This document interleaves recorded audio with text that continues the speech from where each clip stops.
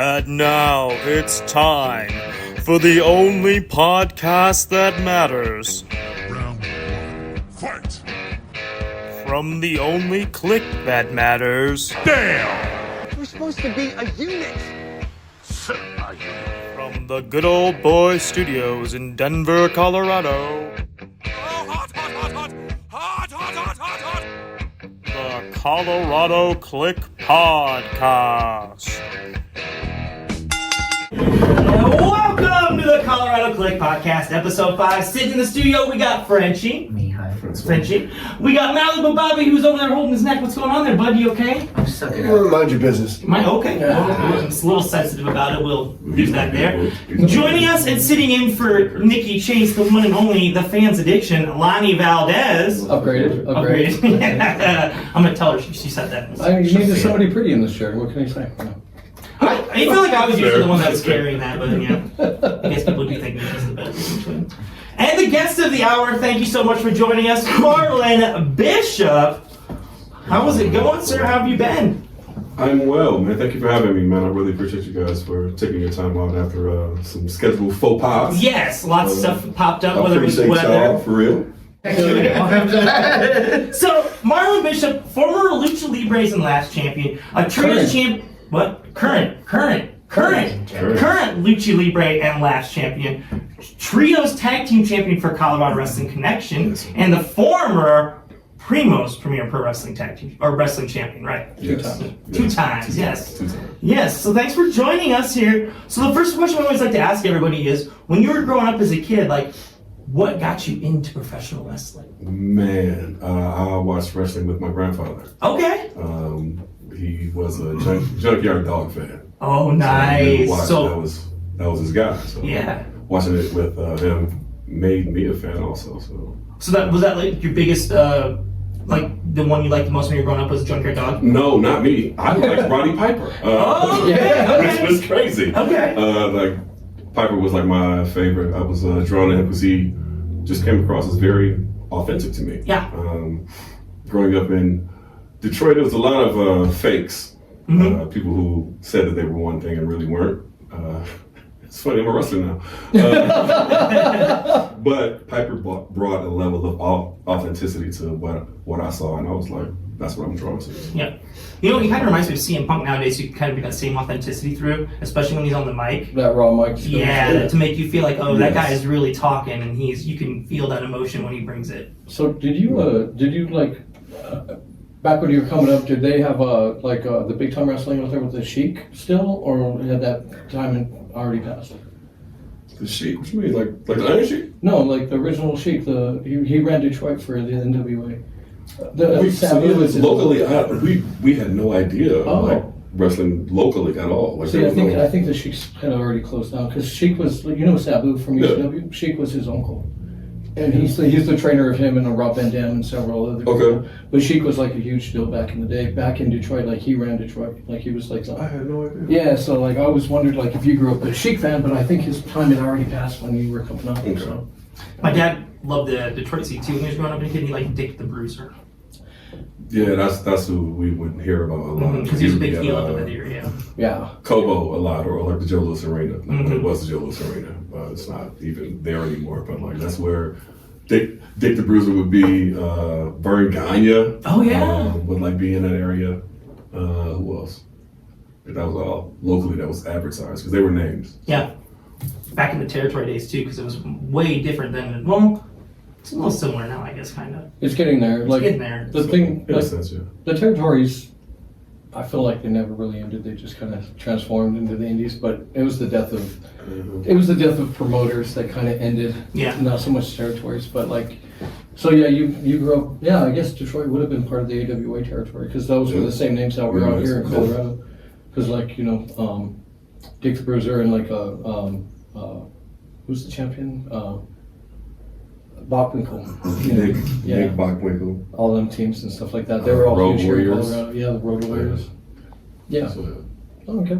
we didn't have enough money to go and see wrestling, but we watched it on TV. So Yeah. Was there a moment as a kid that you saw and you were like, you know what, I want to do that when I grow up? No, there was not a moment as a kid that I saw it and thought that I wanted to do it because I didn't think that it was a job. Like seriously, I was encouraged to be like my predecessors, like grow up and go get a job and work hard and live here in Detroit. Obviously, I didn't do that, but that was what we were taught. Just because we were the descendants of sharecroppers, so that's all that they knew was to wake up, work hard, go to sleep, and do it again the next day. So where did you go to school at? In high school, I went to Detroit Central. Nice. #1. In college, I went to Saginaw Valley State University. Awesome. Because I was going to say, you had kind of an interesting road to get to professional wrestling because it wasn't the first thing you did, or what I would say, some would say you're almost a little bit more famous for, at least when my friend back home, when I told him that you played in the NFL, and then he saw you wrestle, because I was almost 2 years ago that he saw you, but he like saw how big you were, and it's like his first time seeing like an actual big pro wrestler. He's like, oh my god, this is so awesome! And like, I'm pretty sure he followed you on all the social medias and stuff like that. So, so kind of, let's talk about that journey to get there. So you were a professional football player. Yeah, I was. So let's talk about that. Like, what was your journey like? How did you get started in that? Did you play as a kid? Did it start in high school? I did play as a kid. So I started playing football when I was 8. Okay. Pee Wee football, obviously. So like it was kind of a big deal. It was the Police Athletic League in Detroit. So like if you wanted to play, you would go to your local field. Officers would be there, which would be comfortable at the time, not so much. And have you come out, your mother or father would sign you up to play football, and you would be the person on the team in that area. Was it tackle or flag? It was definitely tackle. Tackle? I never played flag. Never flag. Well, I was wondering too, because when I was growing up, like flag football wasn't really a thing, well, at least in Northwest Ohio. So I didn't know. I wouldn't think that. No, not no, like seriously though, we never played flag. Like the first time that I heard about flag, I was in college. I was like, who plays flag football? But and it's actually surprising. It was never introduced to us. So yeah. Well, then they have like almost like a girls' collegiate league for flag football that they're trying to like promote too, which is why it's taking over. Yeah. But I would argue too, almost it's a little safer. And maybe introducing kids nowadays through flag football instead of tackling in 4th and 5th grade might be a better idea. But I mean, no. You got Jackson blood. You were gonna play in the helmet, so just go ahead and get yourself ready. Get that neck strong. So. Yeah. Well, that's not bad too, because I started in 5th grade. Okay. So, but I also got my first concussion in the 6th grade. Did you? Yes, and then when it was like I knocked myself out. Like a big old guard pulled off the corner, and he just lit me up, landed right in the back of my head, was out for like a good 2 minutes. Almost swallowed my mouth guard. So you remember why they never told you to cut those mouth guards, because it attaches there in case so like when they came out there and I was unconscious, they actually had to fish it out of my mouth because I was swallowing it. Damn, you got knocked out. I got knocked out. And my dad laughed. He's like, "Oh, you just got your bell rung." I was like, "I think I need to go to the hospital." That's what they called it when I was growing up. You just got your bell rung. Yep. No, I am concussed, sir. I need to be in a dark room I've somewhere. never seen That's not how. No, back when it was just kind of like, you'll get better. Smelling salts. Yep. You'll be fine. You'll be fine. Yeah. Walk it off. You ever had a conversation with Chase after a match? Smelling salts. No, about just in general. About like just try talking to him after he has a match because all that shit gets rattled up there again, and then he totally forgets what's going on. Ooh, yeah, it's not that bad. I'm pretty sure if I get like 2 or 3 more concussions, though, the doctor's gonna be like, you need to like not do anything physical for a while. Have you seen someone about your concussion, sir? I haven't had an actual concussion since I was in college, so we're good. We're just forgetful. So I have had like upwards of like 6 concussions, and it was all high school football. Damn. So, like I've also had 6 used up all your freebies. Yeah, but they were spaced out by a couple years between each one, so I think I'm okay. But that's why my parents won't let me play college though, because I was addicted to football when I was in high school. It's what I did. You know, I was the team captain in the weight room in the off season. When football came around, that was who I was. You know, I was like the golden child, long blonde hair. But man, and I wanted to play so bad in college because it's all I knew. But my parents were like, no. Like, you're lucky. You're like... You remember that time you almost swallowed your mouth guard? Yeah. No. Well, my freshman year, too, I actually had an injury where I got table-topped over someone blocking me. So someone had fallen on the ground. I got blocked over them. I landed on the top of my head. Another concussion. My helmet went back like that, dug into the back of my neck, and they actually had to bring me EMS and wheel me off the field in a neck brace. And I was actually surprised after that, because after that injury, my parents were going to be like, and that was my freshman year, they're going to be like, you can't play anymore. But my mom and dad was like, you okay? All right, let's get you back out there. Don't take this the wrong way, but Are you sure you were good at football? Maybe not. We can pull my highlight tape real quick. That's why the parents were finally like, no college football for you. You've embarrassed us enough. Well, that's awesome. So you played in high school. Yes. So what led you to college then? Like, did you get a lot of offers? Like, and what positions were you playing? Because I'm assuming you probably started out a little bit different when you were younger, and as you got older, you changed positions. Yes, when I was 8 years old, I played nose guard. Were you one of the bigger guys all the time? Like, I was not, no. No, really? I was about 5'6" when I was a freshman in high school. I may have grown an inch to be 5'7" like when I was a sophomore, but from junior to senior year, I grew from like 5'7" to 6'1". It had to do a lot with where I was living, because my grandmother's house where I was living and where I was raised, when people would come from down south, they would come to her house. So we usually had about 15, 20 people in the house. So when I transitioned from that's not a good word. When I graduated and moved up in grade from sophomore to junior, it was just like 6 of us in the house. But my grandmother still cooked like it was for like 20 people. So my brother and I are eating like animals. And we just grew. We just grew like so much because we were still lifting, we were still running.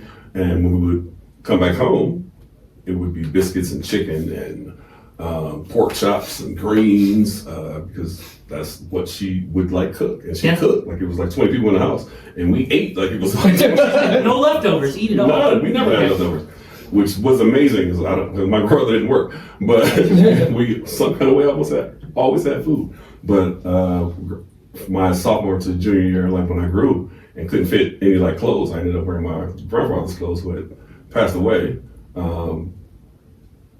It was just crazy, and from that point, I was taller, I was stronger. I felt kind of awkward being like taller because I had never been 6'1" before, obviously. Yeah. But growing over like the summer, like doing it in like 3 months was painful. Well, it's also like the most painful, awkward ages of your life, no matter like who you are. Like, it's awkward, dude. It's just awkward. Like, That's fair. That's fair. Like you're female, you know, like 13 to 17. It's weird times. Yeah, very much so. I would But agree. damn, that had to hurt over like 3 months. Listen, dog, it was Those kind of growing crazy. pains? Oh my That's God. one of those because my high school football coaches were always just like, when they're like, kids were always like, how do we get bigger? And all they would say was like, you need to eat. But for most of the kids, like, they didn't understand. They're like, I fucking eat all the time. But it's like, no, you actually need to like eat healthy food. Like, not going to McDonald's and grabbing a cheeseburger and say I ate. I guess it was a good thing we really couldn't afford McDonald's, so we had to eat out. But yeah, it was like crazy because we would after like practice, because we would practice every day.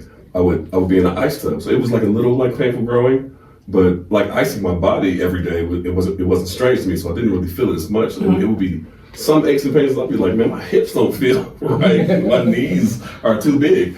But growing that much, it was like weird. And I played running back like once I got to high school because I happened to be a little fast. But I played linebacker also. Okay. So going from 5'7" to 6'1", and now I'm playing outside linebacker, I was a little scary. I'm running at you at about 4 or 5. I wasn't like blazing fast at the time, but still, that was like pretty fast. I'm running 4 or 5. I'm about 215 pounds, and I'm 6'1", and I'm figuring out what to do with this really odd body that I have now. Start working people. Like, for real. Like I went, man, one game I had 21 tackles, Oh, shit. and 18 solos, and 6 sacks.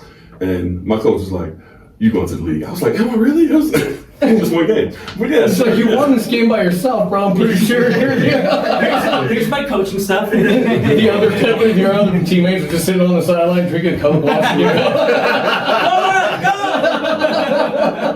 It was hot, man. We kind of crushed that team for like 56-0. But yeah, it was kind of crazy, man. Just growing into my body was a feat for me, but a blessing at the same time. It was like the birth of me being like a little bit arrogant. 'Cause I was like, oh, yeah, that's me right there. That's me. I smell good. I did. Feeling like better and like feeling like that I could actually like do something with Confidence in yourself. myself. Yeah. Yes, it was something that I really didn't have before. I stuttered, so I didn't want to like speak a whole lot at all, because when I would be asked questions, I would be like, like to do it off Harlem Nights. I don't know if y'all seen that movie, like the boxer. Yeah, the boxer. I literally was like, hey, next question. Don't do that with that hat. You look like a Fat Albert character right now. Really buff that over here. You're the Draw buff me one. correctly. You're the buff one that they didn't show. Do it, push us in the corner. But yeah, it was very, very different. Learning what confidence actually was something that was actually elevating in my thinking, because I was just like, nah, I'm better than you, and I know it. Like, there's nothing y'all can do to stop me. Pull 3 people over, I'm gonna run over the first 2, and I'm gonna sack your quarterback while you're holding on to me. It was strange. It was strange. One thing that I always loved about high school football was it's a lot about confidence, because in a bigger school, probably maybe a little bit different, but where we played in Bryan, Ohio, it was a bunch of farm kids. Okay. And I had friends that were bigger than me, but were soft. And it was simply because they were afraid to get hurt. And it's like, you can't play this sport and be afraid to get hurt. You got to be able to turn that off and find that aggressive side and that confidence in yourself to be like, I'm not going to let this guy across from me kick my ass. I'm going to kick his ass. And that's why That makes sense. Yeah. And like, that's what I always loved about high school football was like, and you kind of get it in college too, but you had such a wide disparity in talent too that you kind of had to make that up. And it does boil down to like the coaching and the teamwork. Like, you can have one star player who can like elevate a team, but a great team is when that star player makes everybody else around them really good too. I would agree with that. My high school had a history of people who were super fast, were tall, strong. So there was a certain level that you had to play to, and if you didn't play to that level, you stopped playing. Like a litmus test almost. In a sense, yes. Yeah. But the hood version.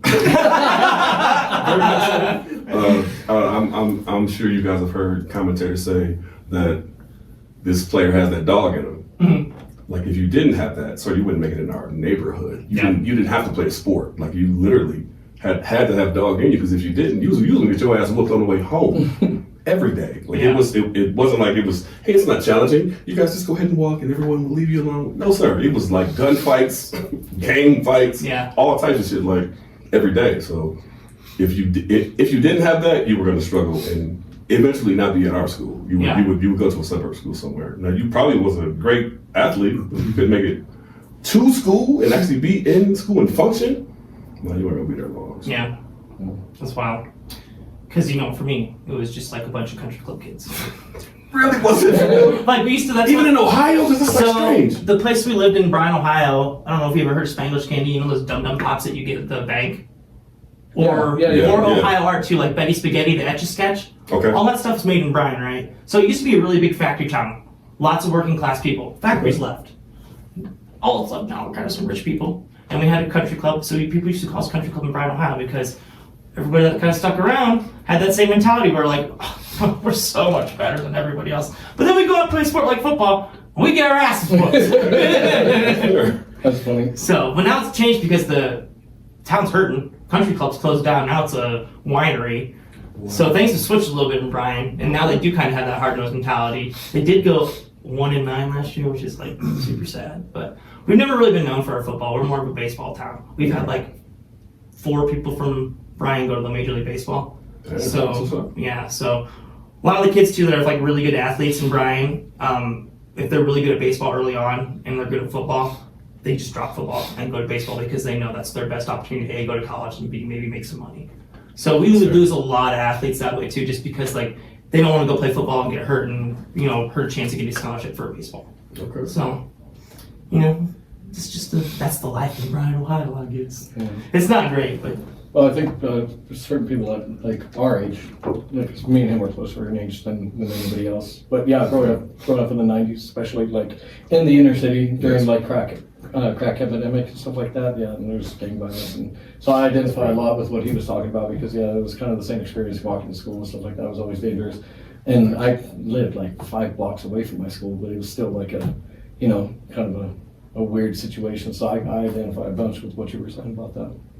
But that probably set you up for success for football too. Because you had to come in with that hard-nosed mentality. In a sense, yes. I wasn't aware of it at the time because it was drilled into us. Mm-hmm. So it was almost like, well, this is just what we would do. Yeah. Second nature. Almost, definitely survivors. Definitely survivors. But it was how we were taught. It was how our coaches were raised. So that's how they coached us. And having success in the city and in the state, like, what would you change that? So like our school literally was the same way until like my coach passed away. And we had to get like another coach who actually played under my like coach. So the mentality is similar, but it's not the same. Yeah. Coach Jimmy Macon, who is an awesome coach right now, just won the division last season. His team is doing really, really well and carrying on the legacy of Coach Woody Thomas. That was my coach in high school. So he raised us to be strong. Like a lot of us weren't raised with our fathers. Now I know who my father is.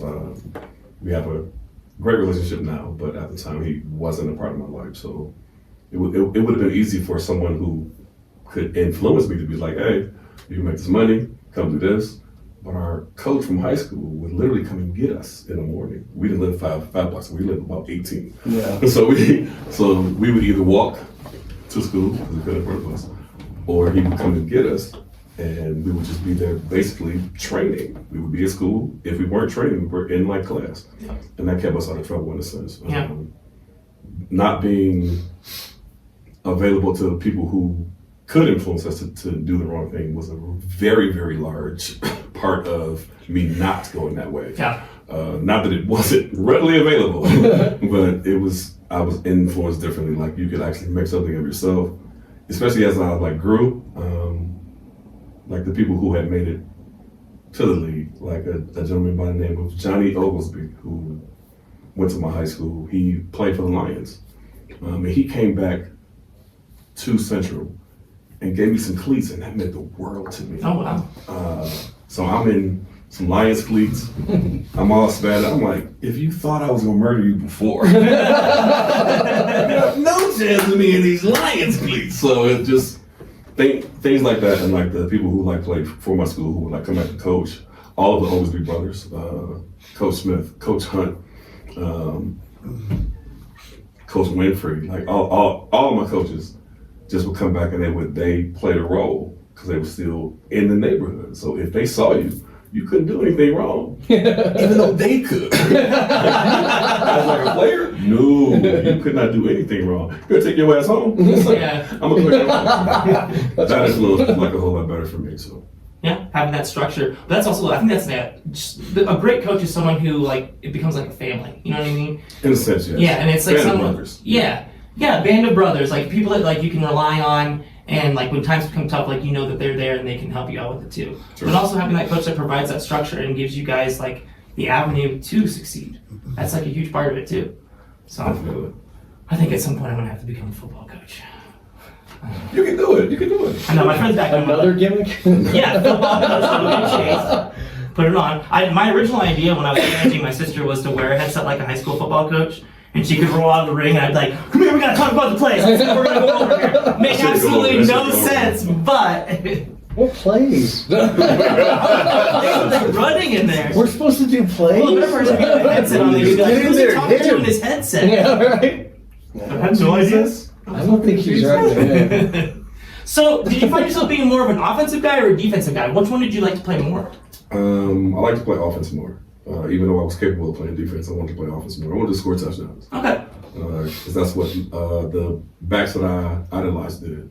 The Bo Jacksons, the Barry Sanders. I liked Emmitt Smith, but not as much as Barry, because Barry was in Detroit. So, Yeah. Walter Payton, Jim Brown, like backs like that, I wanted to score touchdowns. So as I got older and got stronger and faster, I became more of an offensive player. So when I did go to college, I played offense. But by the time I got to college, it was scary because I actually worked at running. And working at running makes you faster. Yeah. Because you picture me being 255 pounds running a 4.31. Running at you like that, though. Can you I'm picture not that? only going to run through you, I can run by you. You have no chance. Yeah. Just hit the ground and hope to God that you don't leave me dead when you step on me. I gotta tell the story. So like me and Marlon, when we first wrestled, like we started. Oh We God! started wrestling, like we're talking, and I was making jokes about him being in the NFL or something like that, and I was told somebody in my family I'm about to wrestle the Denver Bronco, and I was like, but I think they think I was gonna wrestle like a place kicker or something like that, not like Marlon. And Marlon made a joke about something about a nose tackle, so I thought for a long time that Marlon played nose tackle. I didn't know, and then one day I was talking to somebody, and they were like, no, he was a running back. And I'm like, there's no goddamn way. He was like, what? Yeah. And we were in Colorado Springs. I think it was for CWC. Yeah, it had to be for CWC, but we're in Colorado Springs. Marlon walks in there, like in the locker room over everybody. I'm like, you were a running back? Yeah. He's all, yeah. I was just like, how? Jesus, dude. Like, your size running. Oh, my God. To be fair, the first time I met you was at an RIP show, I believe, and someone told me at the show, and I think it might have been you, like, oh, he's a former NFL player. I'm like, oh man, he must have played like linebacker. He's fucking huge. Like, no, I think he played running back. I'm like, what? Like no. What? But that's not fair. That's not fair. It was a blessing though. Definitely a blessing. Yeah. So let's talk about college then. So you went to Saginaw? Saginaw. Did you get a scholarship and everything too? I did get a scholarship. Let's talk about that. Like, how was that process for you? Did you have a lot of schools that were interested in you? Coming out of high school, I did. So I graduated in '95 and then proceeded to become a hoodlum. Thought that so I had several offers. My coach from high school reached out to colleges. I had a lot of MAC offers. I had some Big East offers. Like the biggest offer that I got was from the University of Miami. And I was ecstatic about that, but it was like a general letter. But I was like, no, but it's like to me. You know, it was a general letter of interest, and they invited me to come down. I couldn't make the trip because we couldn't afford it, but that was like my biggest offer. I think the most offers I had was like 36. Wow. Through like Big East schools, MAC schools, Kansas was one. And I got some offers from junior colleges. I didn't have the best grades in high school toward the end because I was just like, I really don't care anymore. It was not as challenging. I would get bored in class, and it would be easy for like the teacher to ask me questions and I could answer them. But then when it was time for a test, I would just be like, do I have to do this? Yeah. Well, when your interests are somewhere else too, like. Very much so. It's hard. Yeah. It's hard to get. Girls. It's hard to get.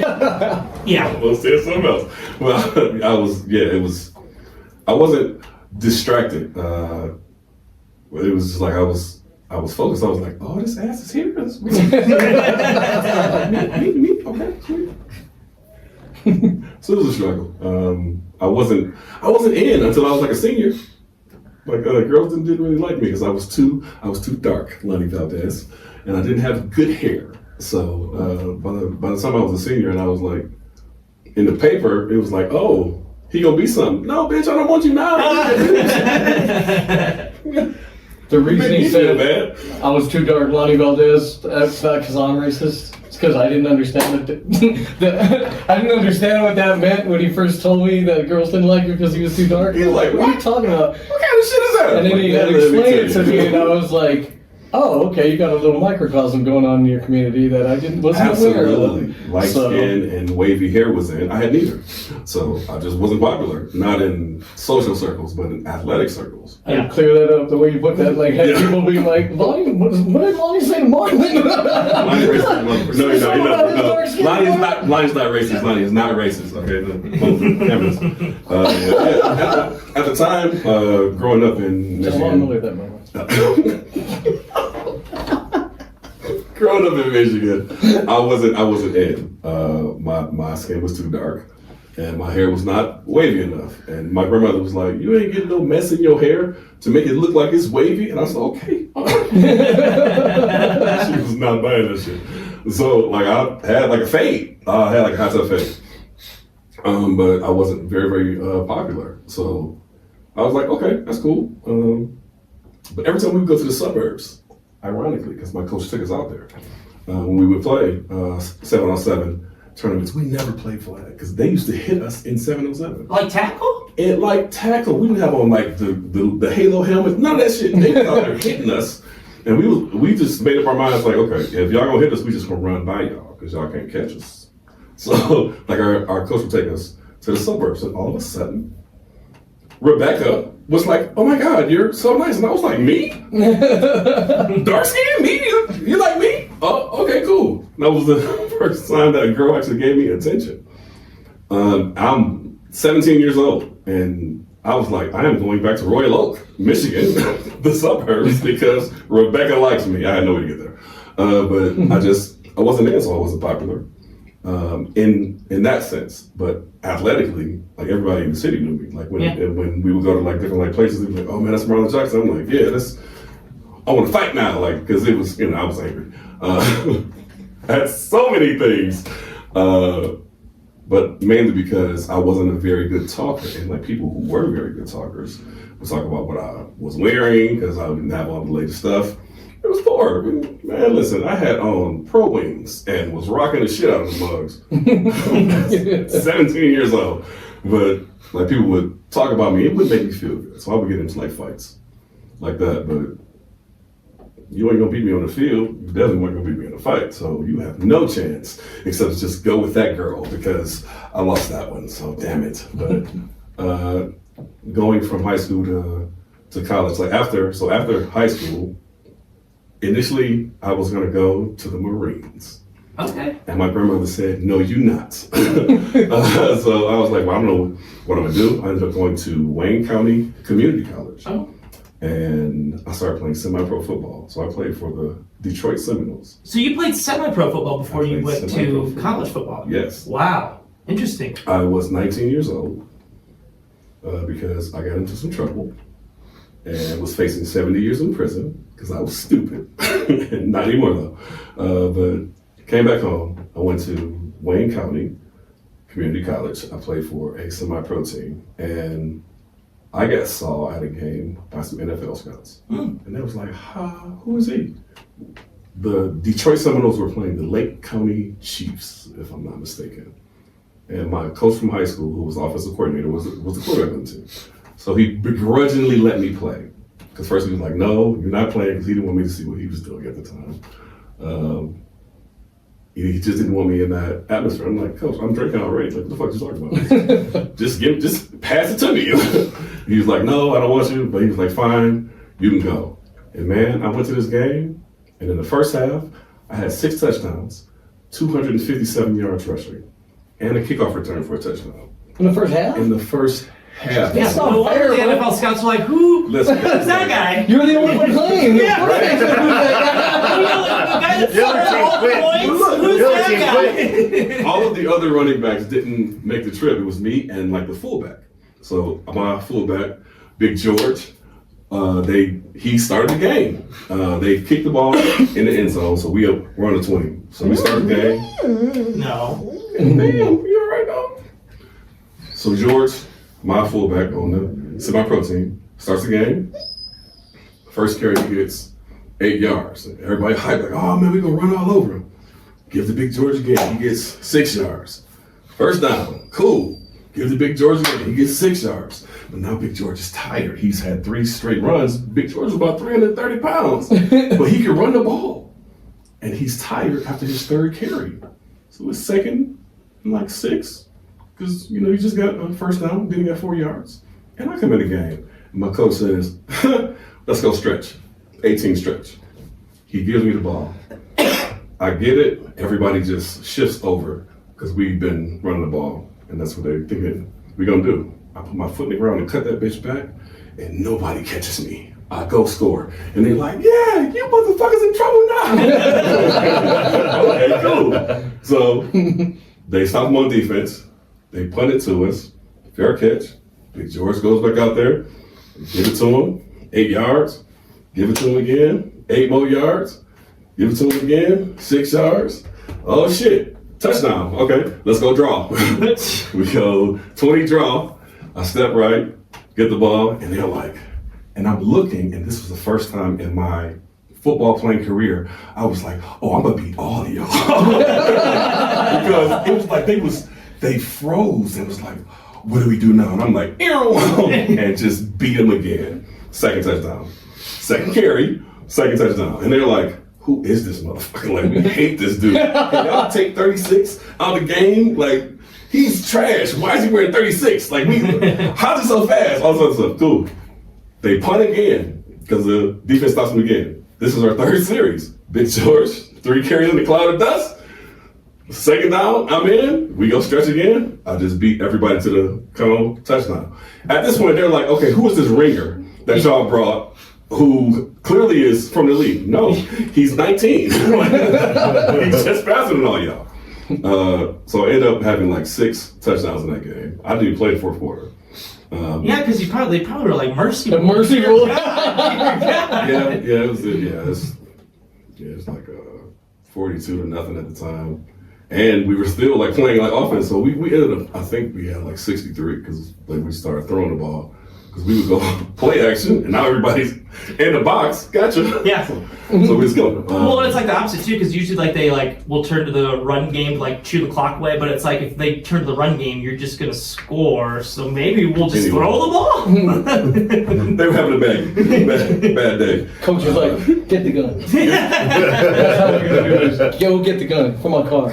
36, that one. Get it. But that was a game where I like kind of made a statement and ended up getting a tryout, an open tryout. The teams don't do this anymore. The Lions had an open tryout like after that game because that was the championship game, ironically, that I finally get to play in. And they invite some semi-pro players. A gentleman by the name of Kevin Colbert. I think he is the general manager for the Steelers, or he used to be, but he was at the Lions. Held it, like they put in the paper and everything. 50, 60 dudes was up there.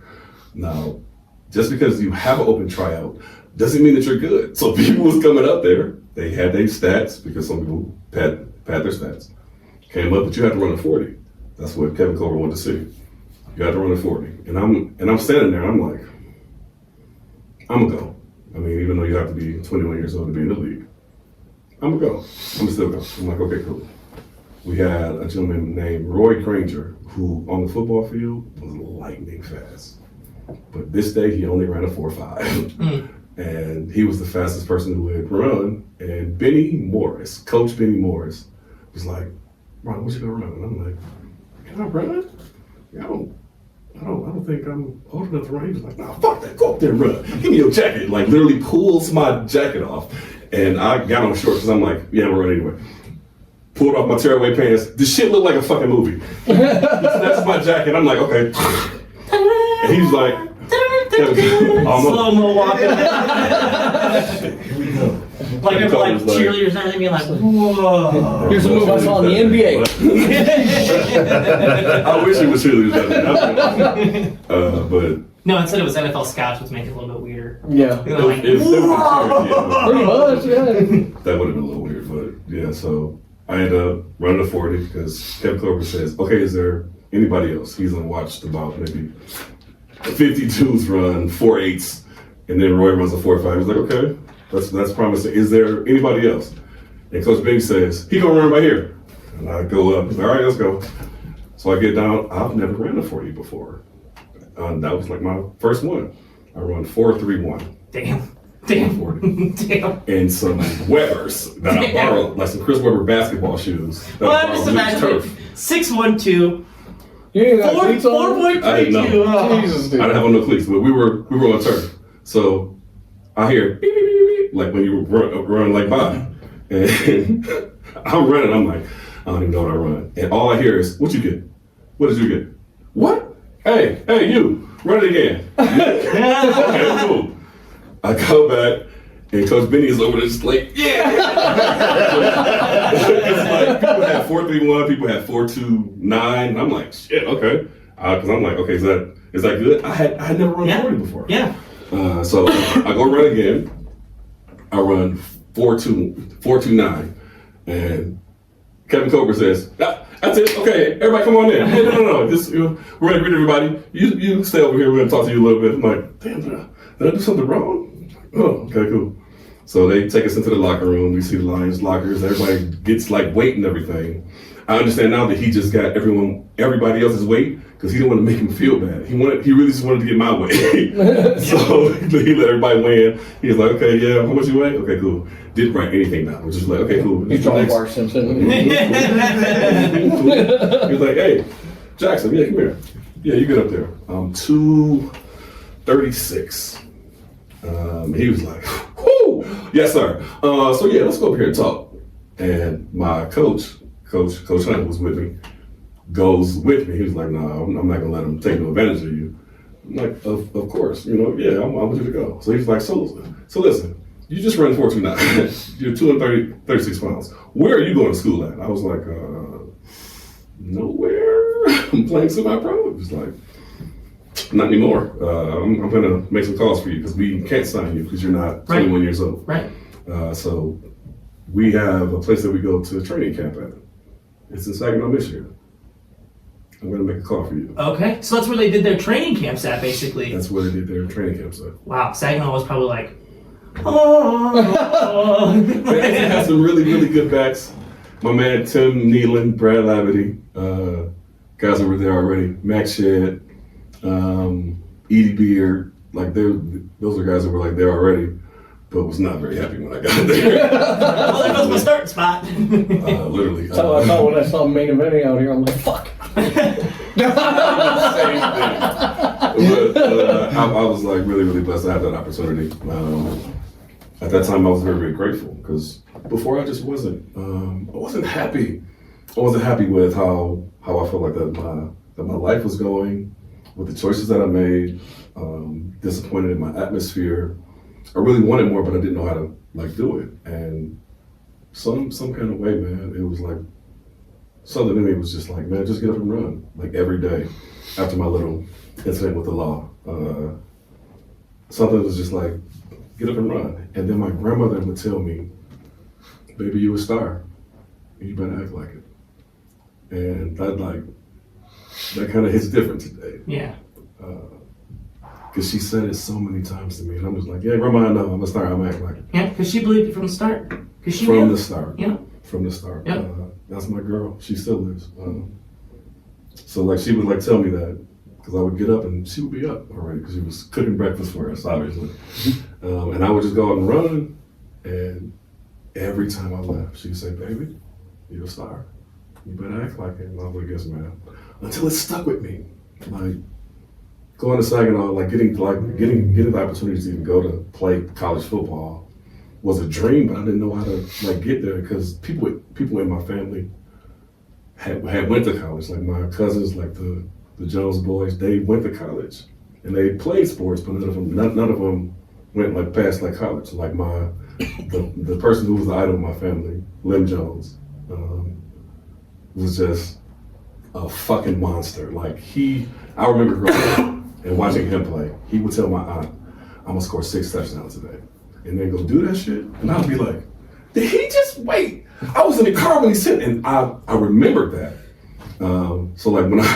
Once I got to Saginaw and he had came to the game, I said, it's over for you, motherfucker. And that was one game where it was okay, I scored 3 touchdowns in the first quarter. And he's like, that's it right there. And we ended up losing that game because we stopped running the ball.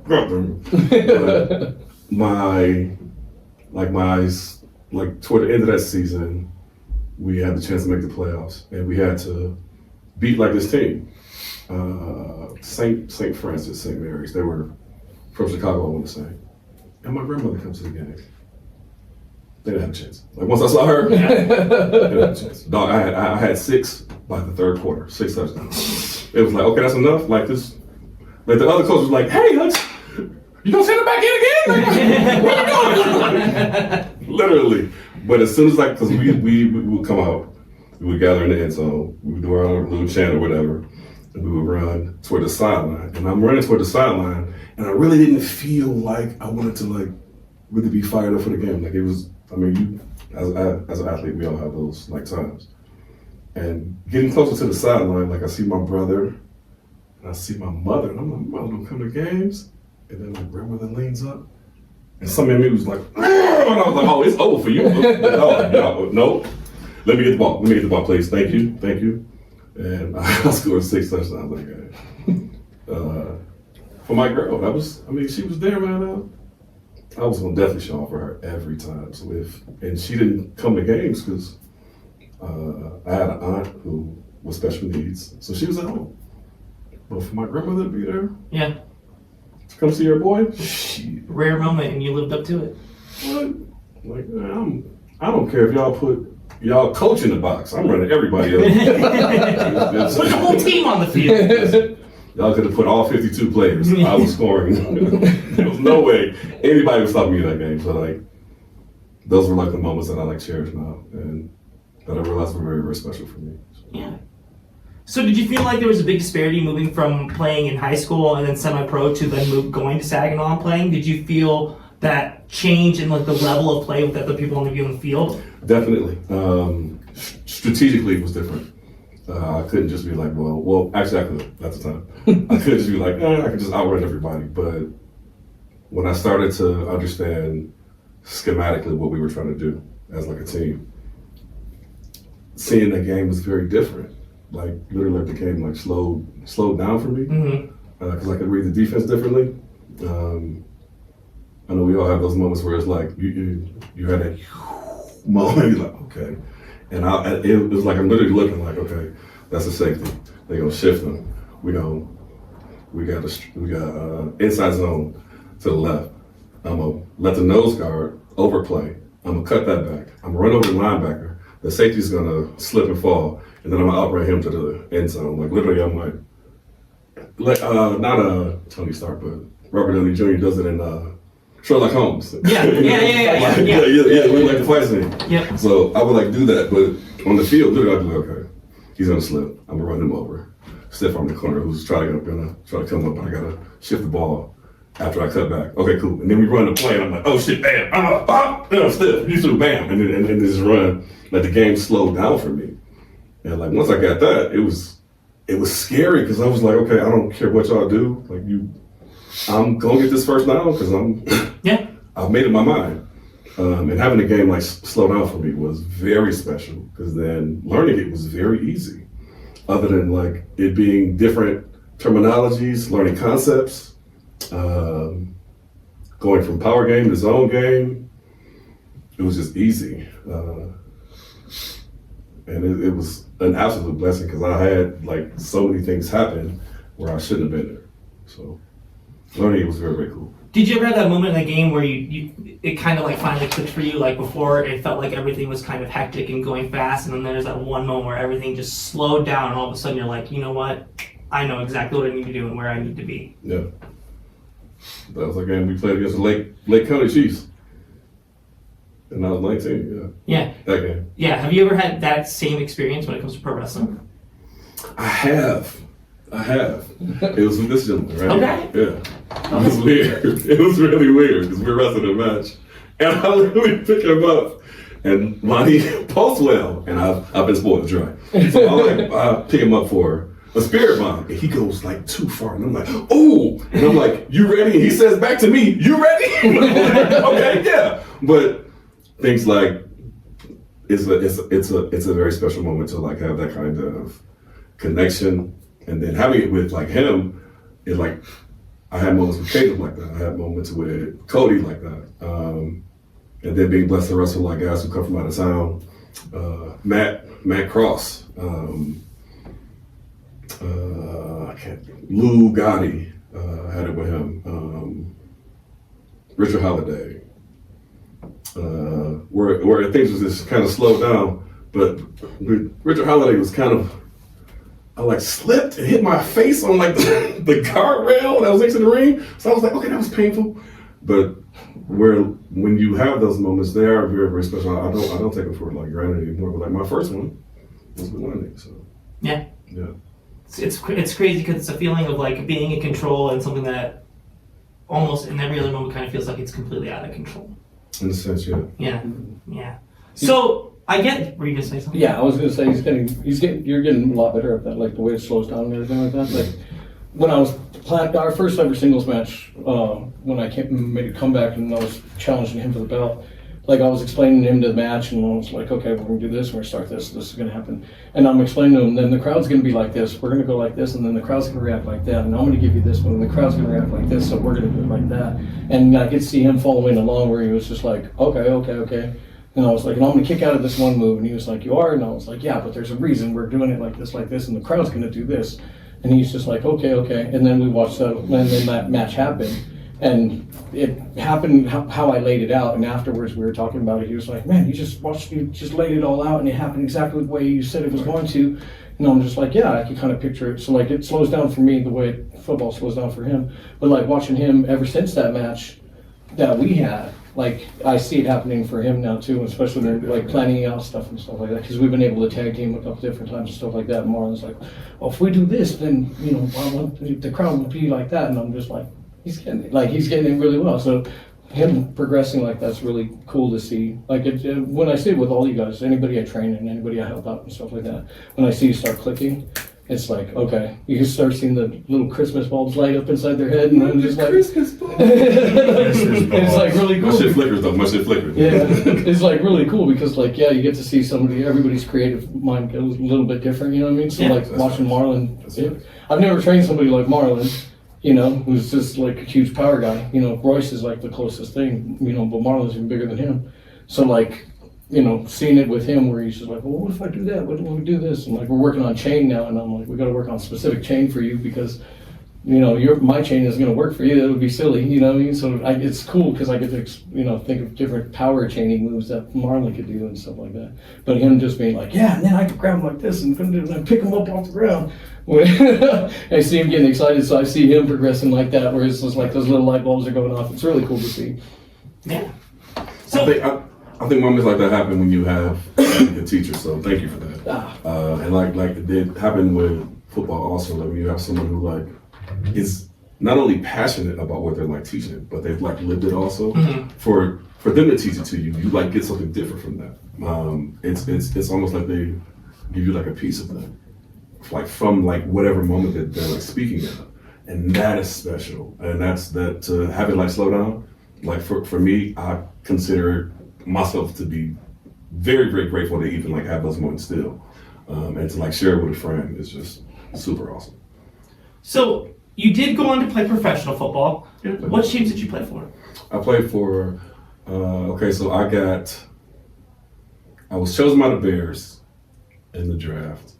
And then I was traded to the Jets, for which I'm grateful, because that contract money was so much different with the Jets. No, I'm done. So like, the Bears picked me out of college, so I had a really weird experience because I lived at my grandma's house, so I would drive home like 5 hours, literally. So we would have like mini camp, and then like after mini camp, I would like drive home. Damn. And then get up early in the morning and go back. Well.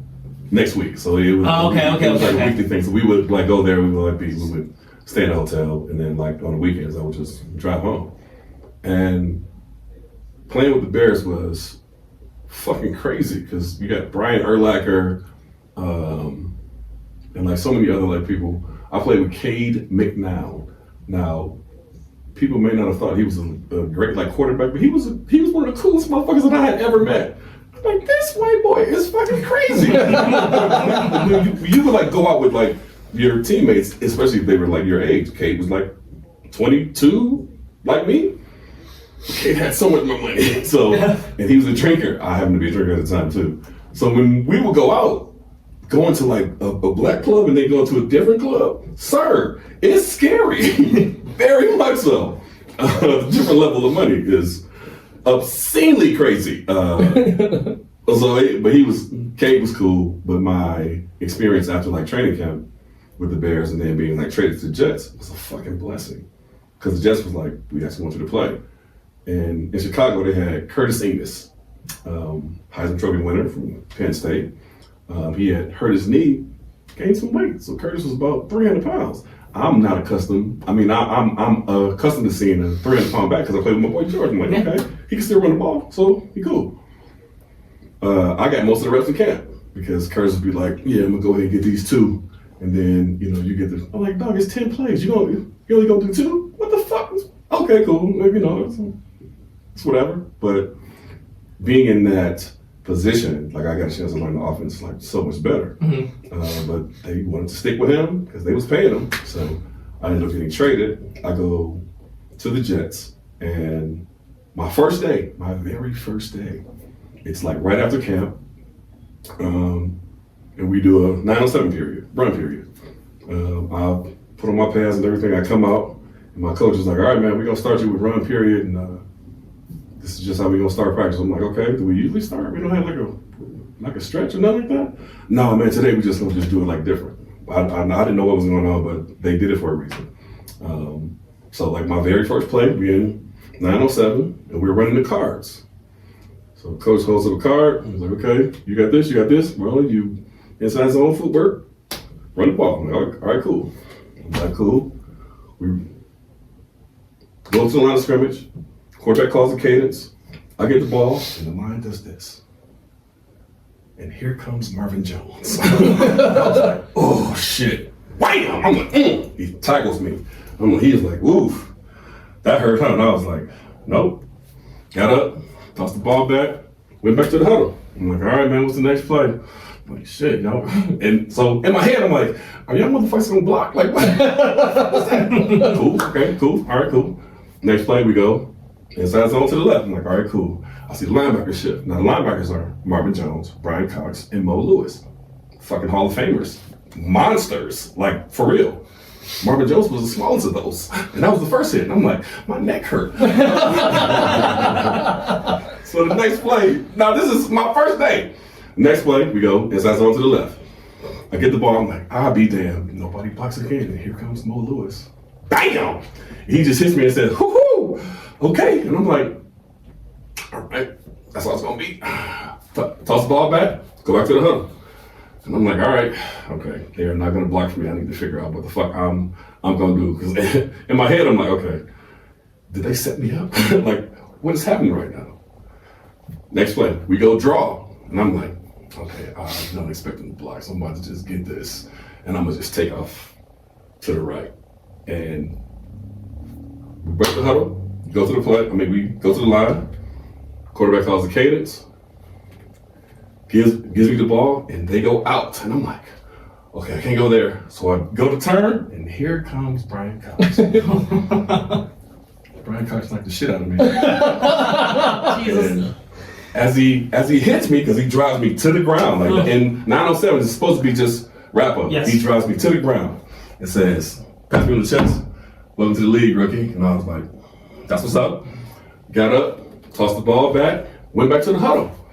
And everybody just stopped and was looking. And I'm like, what's the next play? I'm like, you motherfuckers ain't gonna block nobody, so what's the next play? I'm like, I like this shit, I'm good with it, let's go. And Coach Mo says, look up there. In the window is Bill Parcells. He's doing this. Goddamn. And I'm like, what the fuck is going on? Why is he clapping? He's like, hey, all right, y'all, that's it. Hit the whistle, brings everybody up. And I'm like, what just happened? Coach Mo says, you just made this team. And I was like, I just made this what? Off of 3 plays? Why don't you just tell me? Like, what? So like during the preseason, because this was like the start of the regular season, they had a guy who would get hit and get up and start fights. So it was like, okay, we need to test this dude's metal. Yep. I'm like, okay, this is not how I envisioned this to go. But okay, cool. But to have Bill Parcells, like Super Bowl the Giants, Bill, be clapping for me, and I'm like, okay, I'm right? I'm like, yeah. So go like change and go see him. Man, I go upstairs, and this dude has a contract for me. And he also has cash. I'm like, what was the cash for? Cash for you. For real? I can just take all this? That was about $85,000. That's me. Let me get this bag. I'm not gonna say no. Let me go and get this. So he's like, We're sure there's no cameras in here somewhere. The dime bag. Y'all trying to fuck me? He slides me a contract. I signed for 3 years. $2.6 million. And I'm like, all right. Yeah, let me go ahead and sign this right quick, dogs. let the ink dry. Let me get my portion. But that was like my start. And then like after that, it was like, okay, now we're gonna teach you how to play the game. We see that you are willing to actually be an athlete and be like, hits happen in the game. Yep. So now you can do something else. Yep. Do something great. So that shit was wild though. Like just to have like that series of like plays happen. And then the last one to be Brian Cox, he's like, welcome to the league, rookie, and have ourselves clapping in the window. I'm like, I don't know what's happening right now, but okay, let's go with it. And then after talking to him, he's like, okay, we like heard about the trouble that you got into. So he like says this, and I'm like shook now. So I'm like, Yeah. you what? Like, yeah, we heard about the trouble that you got into. We're not expecting to do that again, right? Fuck no. You just gave me no. I'm at home. I have or here. 2.3 million reasons why I'm never going to Right here, dog. And that was after you got jumped into the team. That was basically yes. I got fucking jumped in about that. Beautiful experience though. Being on the Jets, man, it's crazy. Right. Jesus Christ. I saw Marvin Jones about a year ago. Like in your nightmares? Yeah, I would too. No, it wasn't that bad. It wasn't that bad. I had a really, really strong neck. But I saw him, and the first thing he says, I used to light your ass up in practice. I was like, yeah, you did. He's like, but you lit everybody else ass up when we play games. Hey, thanks, Marvin. Really, thank you for saying that out loud in front of all of these people. Thank you. Especially from my girlfriend at the time. Thank you. You used to light my ass up. Wow, that's awesome. So, I mean, that just having the admiration of like and having camaraderie with your teammates, super fucking dope, man. Yeah. So, kind of moving on, do you miss football though? Absolutely. Yeah. Not the hits though. Not the hits. But just kind of like the team atmosphere, missing the like hanging with the boys and like training camp and all that kind of stuff. Yeah. Yeah. Do you kind of find that camaraderie though in pro wrestling? In a sense, it not so much at first. Like at first, it was weird because I didn't understand that there had to be like a jump in of sorts, but nobody was gonna really do it because I'm a little big, so like they can swing on me and be like, okay, now where are you gonna run to? Because I can catch you. What you gonna do? So it was weird for me. I started in Las Vegas with Adrenaline Unleashed Wrestling. Okay. My cousin Tyshawn Prince was out there. So he didn't tell me shit. I'm like, okay, can you like tell me like what's like happening? He's like, no, man, you gotta figure it out. I gotta figure it out? Man, fuck you. For real. So like we were like taking the ring apart. And I'm like, no one's saying anything. Like you do this, you do that. No one's saying anything. And I'm just like, hey, can somebody just tell me what to do? I'm willing to do it, just like tell me what to do. Nobody says anything. It's like 16 people here taking the ring apart. And I'm like, anybody say nothing? Like I'm the only one talking. My cousin is just sitting over there just smirking and laughing. I'm like, you know what, fuck you. Is anybody gonna just tell me what to do? It's like, nah, man, you gotta just, tell you, everybody work all together, but no one's talking. Like, no one's like saying anything. And I'm like, I'm about to swing on one of y'all. Somebody fuck you just got there. I only gave you 2.3 million to be here, so. Not today, at least. That was like really weird. And then like, training with them and then actually understanding like, okay, you gotta, it's the same thing. It's a hazing period of sorts. But having your cousin do it is like strange because you ain't gonna fight him, but you'll fight everybody else.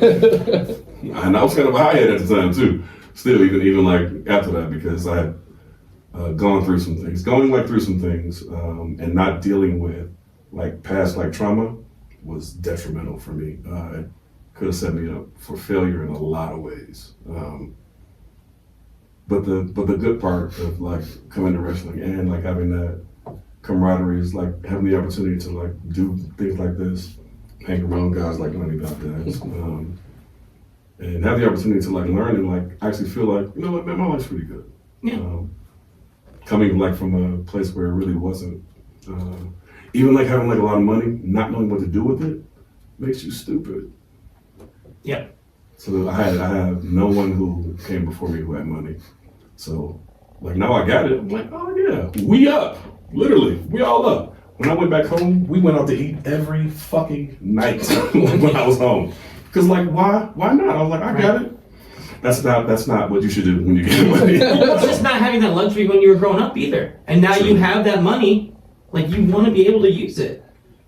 So it's like, yes, but it was still like, and even like the older people in my family wasn't like, no, you should probably save that. Right. Yeah, let's go. Give me some earrings too. Okay, cool. Yeah, you want to watch? Okay, yeah. Here's the necklace, whatever. But like having an abundance of money and not understanding like that you could probably have this for the rest of your life if you like do it right. Yep. Was very detrimental to my life because I look like I made $2.3 million. I was wearing it in my ears, on my wrists, every pair of Jordan that ever existed that was made at the time. I had them. I had four cars, and I lived in my grandmother's basement. damn. That's horrible. Nobody ever was like, hey, you think about buying a house or a couple? Yeah. You can right now. They're not too expensive. Even if you want to live here, you can buy the house next door or down the street, whatever. Buy the block, something. Nobody said any of that to me because everyone was comfortable. I made everybody comfortable. Yeah. And that's a bad position to be in with no one to tell you, all right, man, look, you need to save this for yourself. Yep. And they didn't say that. And I don't feel like that it was something that they did maliciously. My family didn't really have a whole lot. Yep. So having that experience was very, very different. And being the first person to do it is not always the best place to be in because you're kind of the guinea pig in a sense. So it was like harsh. It was like harsh after like after that first deal with the Jets, I ended up signing with the Broncos for less. And I had a wife and had a daughter. I was like, okay, I need to maybe buckle down and try to like save some things. So I started to save things at that point. And just kept having kids. Man, marriage was wonderful. Yeah, almost. But having way more at first and then kind of blowing it kind of put me in a space where I was like, okay, I got a daughter. What am I going to do now? Yeah. I need to like say something for her. So having Amaya Renee Jackson was an absolute blessing because I'm like, okay, I'm a father. I can't just wear 5 carat earrings in my ear. She got to wear some too. So like, was like she has some earrings for a minute, but like things stopped being as important than like my daughter and then all of my sons. Like they were of more value to me, but still even having success playing like football, having a family, I wasn't happy. I wasn't happy. I didn't know how to be happy. I didn't know how to be a father. I didn't know how to be a husband, which made it very, very difficult for me, especially being married to a woman who was a psychology major and graduate. Oh, wow. Yeah. I forgive her now. Boy, we went through some stuff, but I was horrible to her. I was a horrible husband. So everything wasn't as good as it seemed. Like when I was looking at people, be like, man, y'all look like y'all like happy. Y'all got stuff. Y'all got a house. You know, y'all look happy. And I'm like, yeah. And it was fucking miserable. Yep. I was like in a space like after I stopped playing where I was screaming and nobody could hear me. Because they was just like, you know, you big, you strong, you know, you gonna do something. Yeah. No. I had so much undealt with trauma and didn't realize that it was affecting me until I had a situation where I wanted to unalive myself. And was unsuccessful. So this is a miracle, literally, because I went home and literally was like, this is my last day. Like I'm not serving a purpose. I'm not doing the things that I really want to do for my family. I'm not being the man that I want to be. It's a wrap for me. I attempted to take my life by hanging, and I passed it over. When I came to, I was sitting on the floor, and everything that I was attempting to use was nice and neat in a pile next to me. obviously there were some angels present, because if they wouldn't, I wouldn't be here. From that day forward, I was like, I don't do that no more. But didn't have any guidance. I didn't know who to like seek to be like, okay, what else could I possibly do? So I began drinking heavily. It was the only way that I felt like I could self-medicate and exist at the same time. To provide that crutch to get you through. It wasn't just a crutch; it was a whole hospital. I mean, it was bad. So like my wife at the time, I had no idea that I was drinking. Really? As much as I was drinking, because I would mask it. Pre-workout and BCAAs and things like that are amazing. They camouflage everything that you could possibly look like, and still giving you the don't do this. No, don't do this. They camouflage everything. I'm past that. You're past that. I also did that. But they like taking like pre-workout and things like that would put electrolytes back in my system. I seemed like I was fine. Yeah. I was drunk off my mind and could like function. I was a functioning alcoholic, which was horrible. Until a few years after I had like stopped playing. My wife at the time was like, "You're not doing nothing, get out my house." I was like, damn, what about all the stuff I bought you? Like, you don't really care about them purses and shoes and no, you don't care about none of that? Okay, cool. She told me I had to leave. And I was like, how you gonna put me out my house? Bitch, you crazy. Can't put me out my house. What I didn't realize is that I signed everything over to her. So yeah, she had to put me out her house. Which was hard.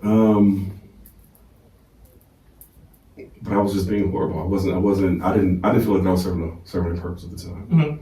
And I was a detriment to not only my wife, but to my children. So her like doing that put me in a space where I was like, well, I gotta go figure it out. So I left, went to California, did some crazy shit. Does the RICO rule still apply? Because I can't say all that. No, don't say that. Okay, cool. Did some shit in California. As your counselor, I would advise not say those things. Did some shit in California, and came to Denver, and some kind of way started going to church. Started to get therapy. Started going to AA, and it was like my life just started to turn around. Found my love for wrestling again, because I started in like 2010, and then took a couple years off to be an asshole, and then came back and like found my love for wrestling again. And like at the time, I was with R&P first, and then was just kind of losing control of myself, just because of my drinking. So got to a point where somebody put a weapon on me, but they didn't have the clip in it, so it wasn't an attempt for them, but it was assault for me, because I beat the shit out of them. But because they had a weapon, it was like, hey, we're gonna just give you probation, but you're gonna have to go to AA, which was an absolute blessing for me. That was like therapy, has been like a change in my life. It was like I was finding a way to not be here. I couldn't find the level of importance in myself. I didn't feel special. I didn't feel like I mattered. Until somebody told me I did. And then getting like the therapy that I needed, going to AA and everything, has been an absolute blessing for me. And then a man named Joe McDougal gave me an opportunity to come back to wrestling. And it's been a blessing ever since. So. And you recently celebrated 3 years of sobriety. Yeah, that's awesome. Yes. So congratulations on that. Yeah. Thank you God. Thank you God for that. Yes. Yeah. But it seems like almost all these things, when you have something that sets you back in life, you do seem to find a way to take those experiences and turn them around and make them into something better. I feel like that I can't take credit for that. I feel like that my grandmother's prayers are very, very prevalent for me. Prevalent, even in my life today. Because if it was to me, I wouldn't have like even been here. I know, yeah. I know, right? But yeah, she Good timing. She definitely prayed for me, and I feel those prayers sometimes, and I'm very, very grateful for those. So I believe in Jesus. Yeah. So let's talk about the training that you did in Las Vegas, because that's where you originally started, correct? Yes. So who were your first trainers then? Trainer was what is the eccentric lion was what he called himself. I got a chance to train with him at Adrenaline Unleashed. FSW was not FSW at the time, it was something else. Tyshawn Prince, my cousin.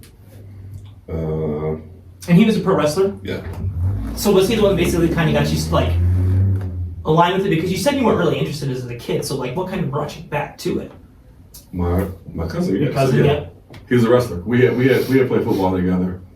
And he's like 6'6", he was like 330. He played nose guard. And he looks like he played nose guard.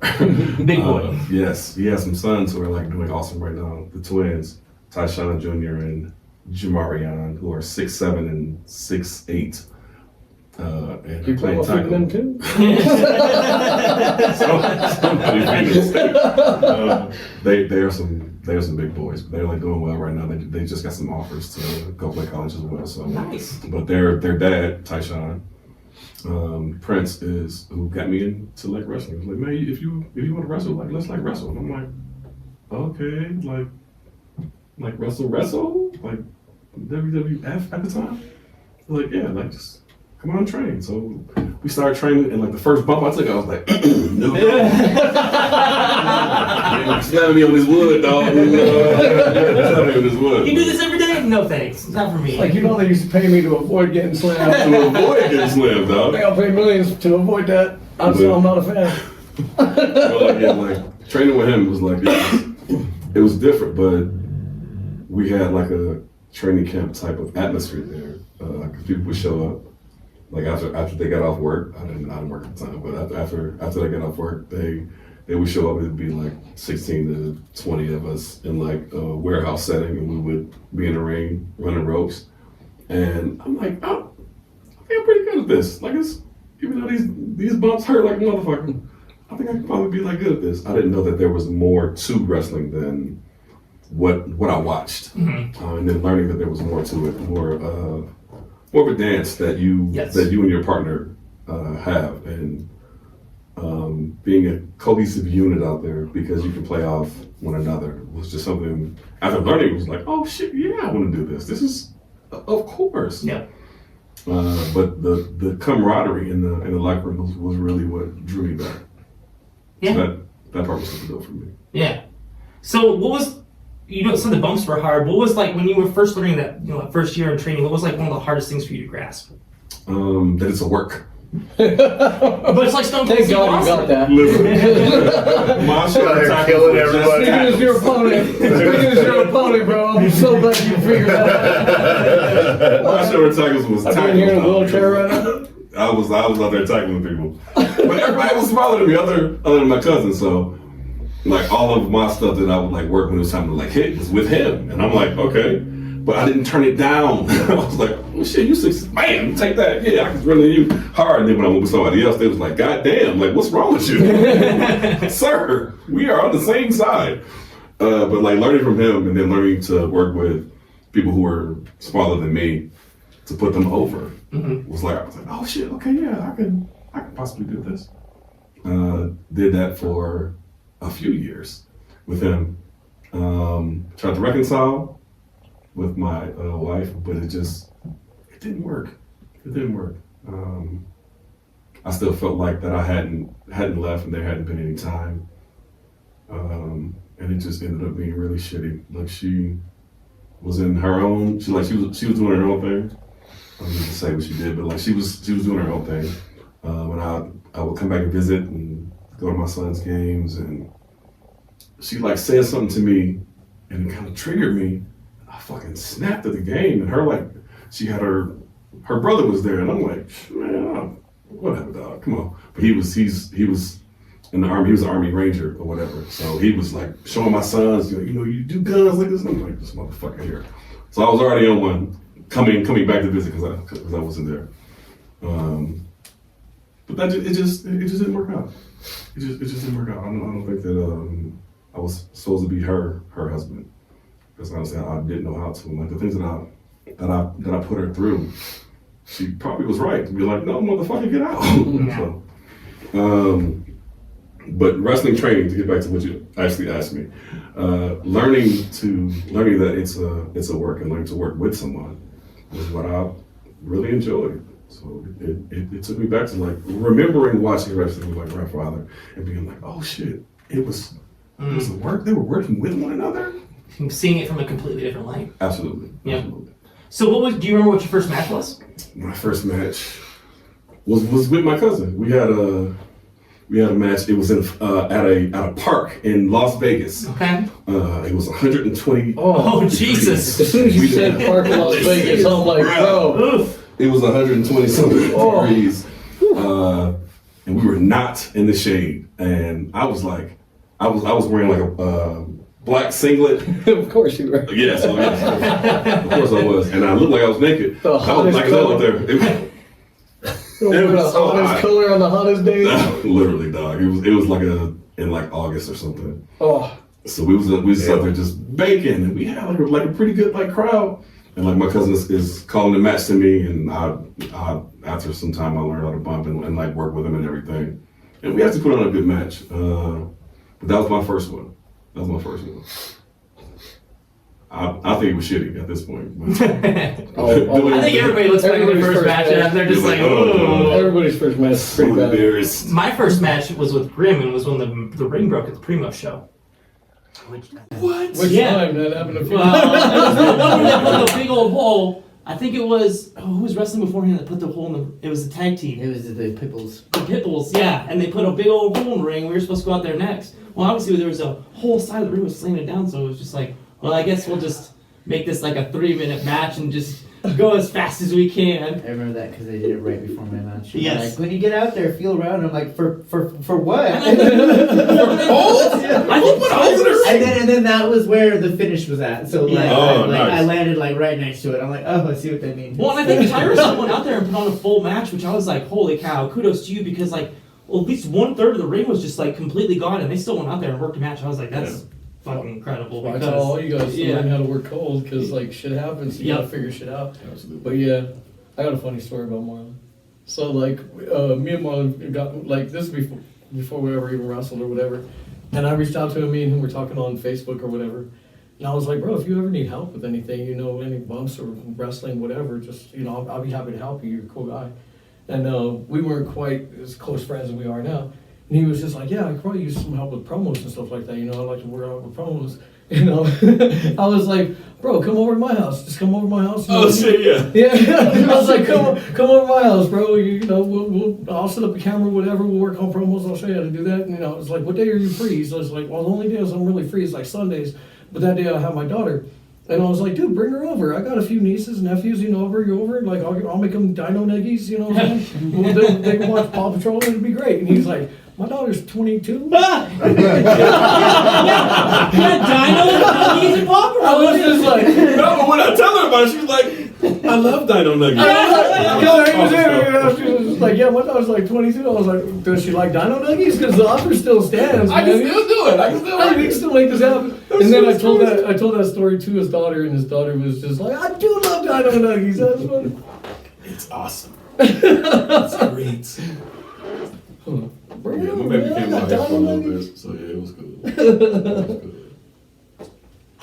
This is the problem. Having technical difficulties. Technical difficulties. Good thing we still got the one camera running. That's why you got backup now. Me and Francois. And this Look at you. Look at you working cold. It's always close Figuring to me, stuff that's out. why. Fancy Francois. It's fancy. Francois is fancy, yes. It's French for French. Ah. French for French. He knows these things. He used to live in Germany. So You still live in Germany? Yeah. he's very European. Listen, NFL Europe was fucking crazy, man. This So when did you go to NFL Europe? 2002. So like it's like my third year with the Jets. I was allocated to go to second. I want to say second year because we had a coaching change. No, it was like my going into my third year. We had Herm Edwards after my first year, which was like I don't even like football anymore. So like he was like, okay, we'll allocate you to go to NFL Europe, which means that they will pay you to go and play in NFL Europe. Now you get paid by your team. You also get paid by the team that you're playing for. Oh, nice.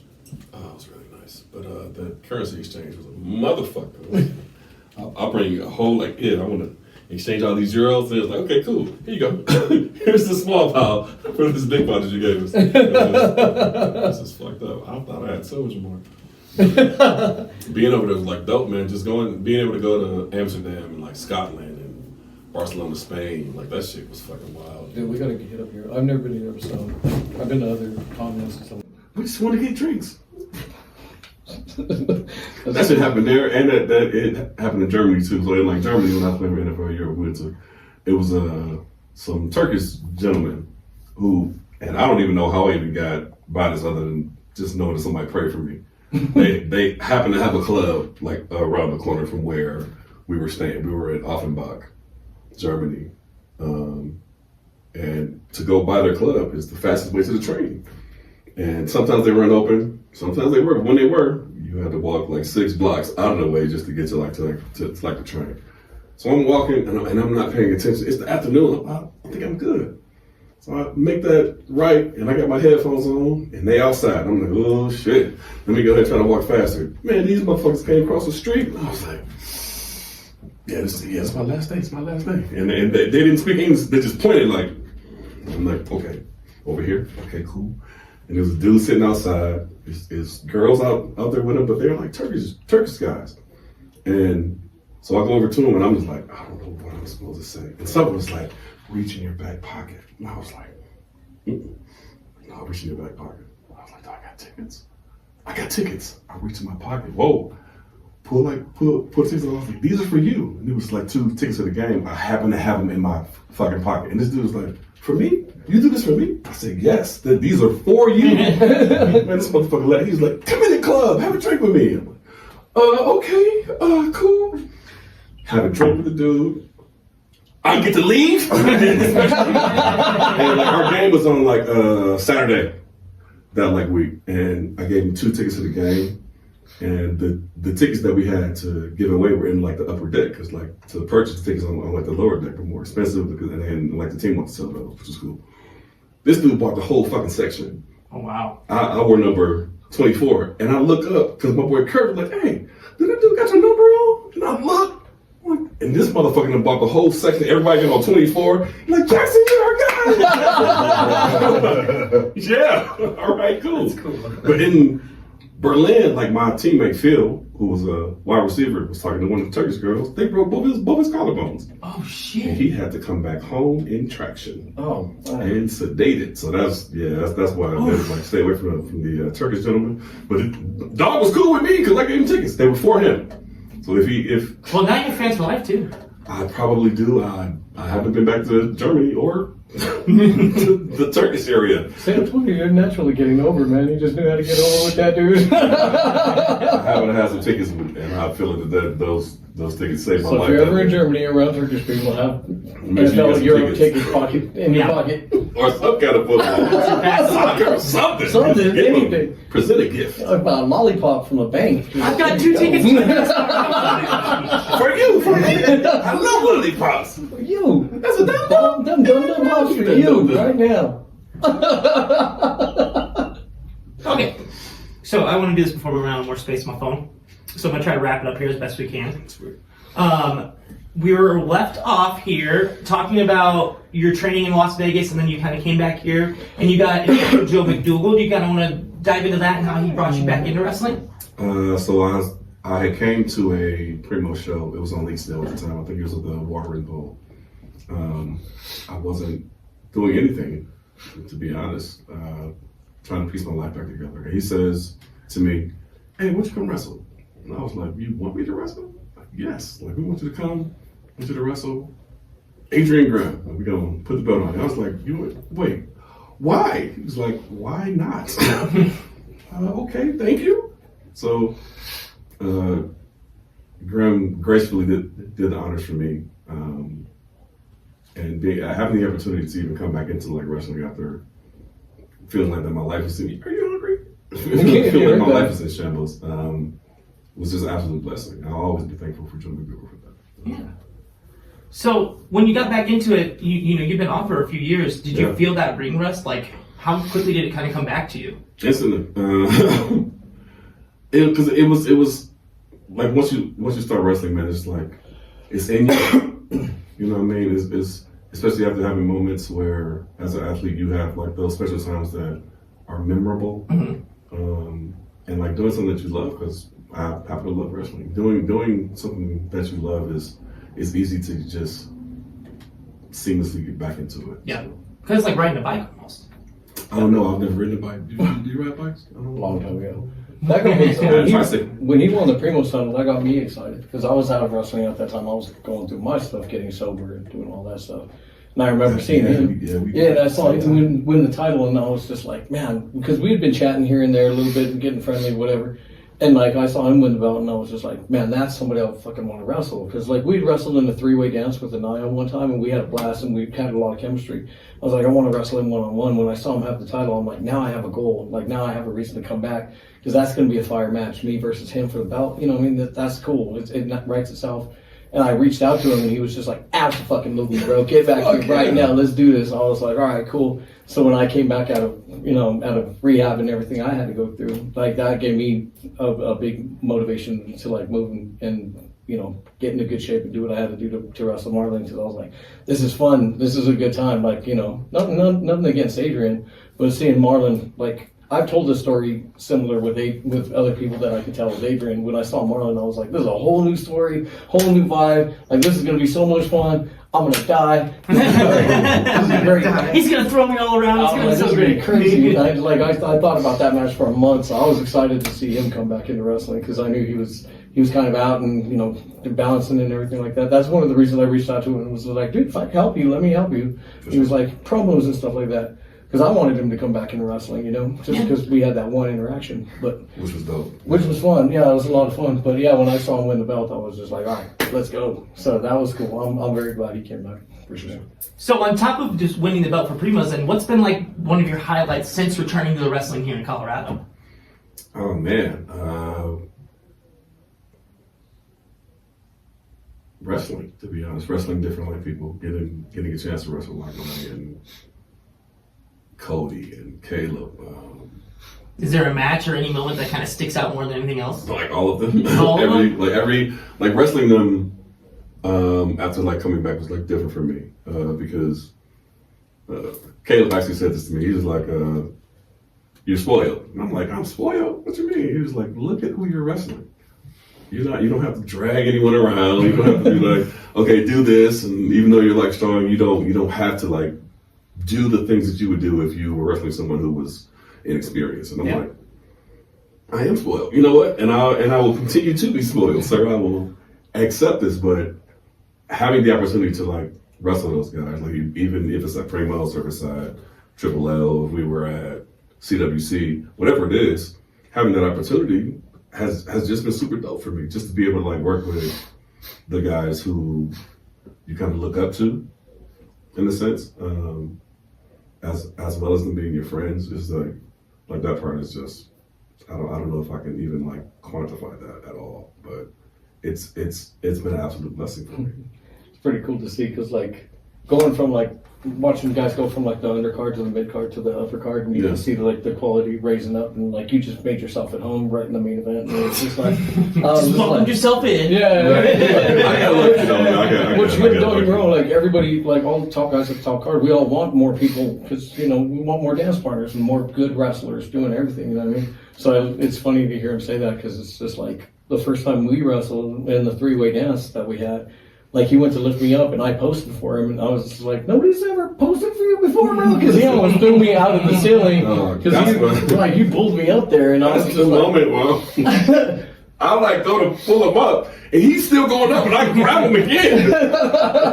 You ready? And he says, you ready? I'm like, that's the moment. And I'm like, holy shit, okay, all right, here we go.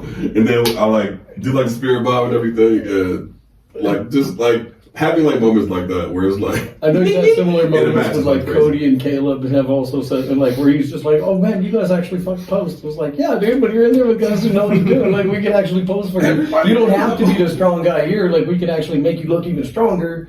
than you actually are, you know. So It's okay. yeah. So like yeah, it's pretty funny. Like seeing him go up in talent level and get to wrestle like bigger and bigger names and more and more people. It's really cool because it's just like fucking crushing it. Yeah. Well, then speaking of like the people that you wrestle, is there someone that on your bucket list now that you'd still like to wrestle?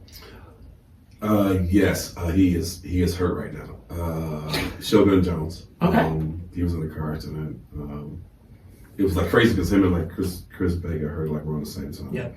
I would definitely want to wrestle Shogun because I only wrestled him once, and it was at like an Impact tryout, and we was like cool ever since. He was like, "Dog, you gotta come to Vegas." I was like, "Well, I was in Vegas. I don't know if I want to come back because it's hot." But just to have the opportunity to like wrestle him, get well soon, Shogun Jones. Him. I thought you were going to say Moose. Of course, yeah. Well, I wrestled him, but it's not. It wasn't televised, I guess. Yeah. And I do want to wrestle Moose because he was my former teammate, and he tried to get us a match like when he's still with TNA now, but when Scott D'Amore was there, he went to Scott and was like, "Look."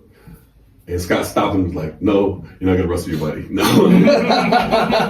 Damn it. So like if it's any, I would want to wrestle like Moose, obviously would be on my bucket list. Bobby Lashley. Only because I met him and he looked at me and he was like, You look I was like you? That shit was funny as hell though, because Bobby was cool as hell. He was like real cool about it. Just meeting him and then getting a chance to see him like work at WWE and everything, like when he was there. And he like saw me again because I was there with Yaden and RMP in like 2019, I want to say, like, when they came. And he like he was like, "Hey, what's up?" So him probably not probably, definitely. Who else would I want? Malibu Bobby. I remember Malibu Bobby, but he won't ever give me a chance. So That's true. You wouldn't give him a chance. Big time. Does that have something to do with the neck, maybe? You know what? You keep bringing that Or up. did you bring it up? That's right. I forgot about that. Well, your cousin and I are going to have a conversation about that. I thought I distinctly remember Malibu Bobby getting killed by Marlon Bishop. did he get killed? I'm pretty Yeah, sure. I did. That was I did, and then Joe Pretty sure it was Manola a got cover. squished on top of me. I don't remember that. I'm pretty sure it was Juneteenth. Yeah. I'm not recalling Valdez. I need another match just to be sure. Just to be sure. Just cross that one off the list. I mean, there's like so many people that I would love to wrestle, but people who like already have names, Moose, definitely Bobby. Lonnie Valdez again, only because he's probably going to beat me for the Triple S championship, and then I want to come back and beat him. Then I'll be like, all right, leave my shoes in the ring. That's it. No, I'm looking forward to that match. We'll get it done at some point. That'll be fun. Several people though, man. There was some talks where now I know this dude was like bullshitting, but I had an opportunity to. I was told I had an opportunity to wrestle Shelton Benjamin. I'm like, okay, well, yeah, let's make it happen. Ended up being like a whole like farce. Like the dude was like, yeah, you know, me and Shelton from the same place. Never even talked to him. I would like love to wrestle Shelton. That would be fucking awesome to me. Who else? Is everybody that I'm naming black? I'm sorry.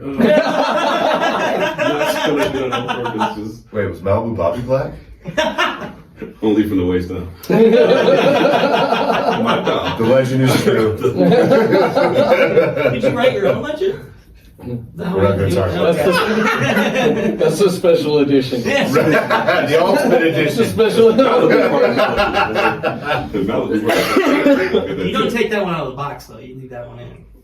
Collector's edition. There you go. Set it up on a You shelf. gotta take it out. You gotta fill it out. I don't know. You see all mine behind? I heard it comes in the box. Oh! Comes from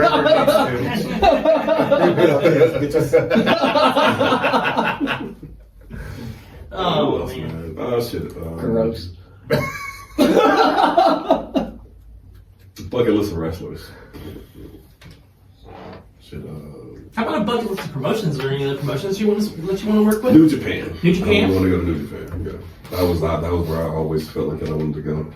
Have Even you- though WWE is obviously like the biggest. Yeah. I just felt like just that style of wrestling is what I would want to do. So Have you wrestled outside of the country before? Not yet. Not yet. No. So that would be your first opportunity to get out there. Yeah. If I was encouraging him to reach out to Dragon Gate because I think he would like just be a big draw there. You know what I mean? It's like the last who is it? Bob Stapp when he was over there, just a huge giant football player guy, just got over so huge and he could wrestle to save his life. You're actually a good wrestler, so you go over there and do that, you'll be over huge. I think Dragon Gate would be a really good fit for you. There's a gentleman whose son who comes to kids class who works for AEW who knows Shelton Benjamin and Bobby Lashley. Yeah, we know. Oh, we did meet that guy. Yeah, it was like. It's funny, Bobby told me, he was just like, yeah, this happened. I'm like, yeah, I know, I'm the one who told him. On the Juju show. Yeah, he just came in and said, and I'm like, wait, what? I was like, he came in, like, he started talking to me, and I was like, Marlon, come here real quick. Meet Will. Will, meet Marlon. They started talking. Marlon was like, what just happened? I was just like, he works for AEW. I was like, what the fuck? He asked me. What are you doing here? I was like, he asked me to get his kid in the kids class. Marlon's all. What? Like, wait, what? Now just tell him I'm your kid. You need to get me in his class.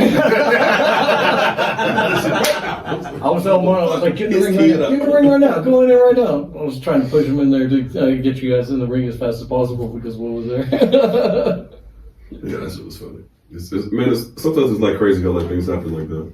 Because I didn't have any expectation for anybody from anywhere to be at the show other than like people who we sold tickets to. Yeah. And for him like come in was just Small world almost to think about. Mhm. Just like randomly to show up and just the connections they have too. But I also think that's one of the more interesting parts about the pro wrestling business too, is just how many people have connections. And like you wouldn't even know it. Like you go up and you talk to this person, you thought you know him the whole time, and all of a sudden like, yeah, and I also know this person, and it kind of blows you away. And the one thing that we've seen with all the podcasts that we've done is just the connection inside of Colorado wrestling itself. I mean, we've done Cody Devine, we've done Buster, we've done Lonnie, and everybody is connected in some way, whether it's being trained by Lonnie or, you know, being brought into the business by Lonnie or anything by Lonnie. seems to be a recurring thing because it works. I've been, this year will be 26 years, so I've kind of had I've been able to work with a lot of people and help a lot of people. So You've been in business for 26 years and you 28? That's crazy. I know, right? It's crazy, man. So you started when you was 3? First match was not the match. Back when documentaries were popular. Those moonsault 15-foot steel crib. Yep. Baby powder on a pole match. Baby powder? That's not You're changing diapers? I'm being hard and soft at the same time. Right in your face. That's